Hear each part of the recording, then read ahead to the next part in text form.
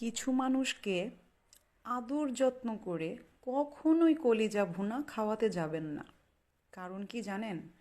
সে অন্য কিছুর কলিজা নয়, সে আপনার ওই কলিজা ভুনা খেতে চায়। কারণ আপনি তার জন্য যতই কিছু করেন না কেন, যতই কিছু করেন, কোনো লাভ নেই। ওই যে সে আপনার কলিজা নিয়ে পড়ে আছে।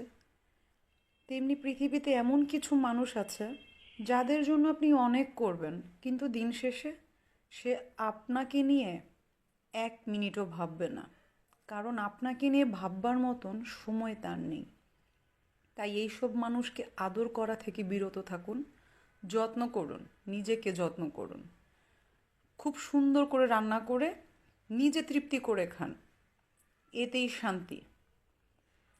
বলতে বলতে আমার রান্নাটা শেষ। যাই হোক, ভালো থাকবেন সবাই। বেশি বেশি করে কলিজা ভুনা করে নিজে খান, অন্যকে খাওয়াবেন না।